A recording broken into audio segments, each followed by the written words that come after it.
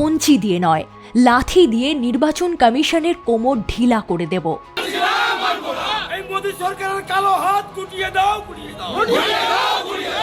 ভাবুন তো, একজন শাসক দলের বিধায়ক যখন প্রকাশ্য জনসভায় দাঁড়িয়ে ভারতের সাংবিধানিক প্রতিষ্ঠানকে এইভাবে হুমকি দেন, তখন গণতন্ত্র আর আইন ব্যবস্থা কোথায় গিয়ে দাঁড়ায়? ফারাক্কার তৃণমূল বিধায়ক মনিরুল ইসলাম এখন খবরের শিরোনামে, আর এই গোটা বিষয়টি নিয়ে স্কুলঘর চ্যানেলের আজকের এই বিশেষ বিশ্লেষণ। মনিরুল কেবল হুমকির জন্যই নয়, বিডিও অফিসে ঢুকে তাণ্ডব আর সরকারি আসবাবপত্র ভাঙচুরের জন্য আজ প্রশ্নের মুখে।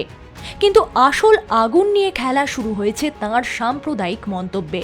ভোটের মুখে তিনি রাম আর রহিমের তকমা লাগিয়ে বিভাজনের এক বিপজ্জনক খেলা খেলছেন। তার দাবি, রাম নাম হলে নাকি নথিপত্র দেখা হচ্ছে না, আর রহিম হলেই নাকি প্রমাণ চাওয়া হচ্ছে। নির্বাচন কমিশন যেখানে স্পষ্ট বলছে যে ভোটার তালিকা সংশোধনের এই সিস্টেম সম্পূর্ণ ডিজিটাল এবং অটোমেটেড, সেখানে একজন জনপ্রতিনিধি হয়ে তিনি কি সাধারণ মানুষের মধ্যে বিষ ছড়াতে চাইছেন না?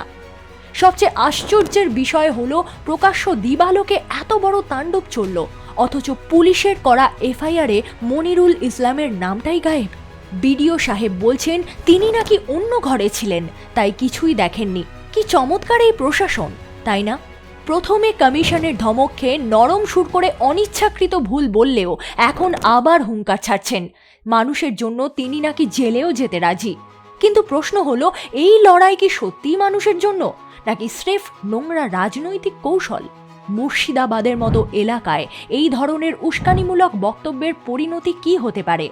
এই ধরনের রাজনীতির বিরুদ্ধে আপনার মতামত কি? কমেন্টে অবশ্যই জানান।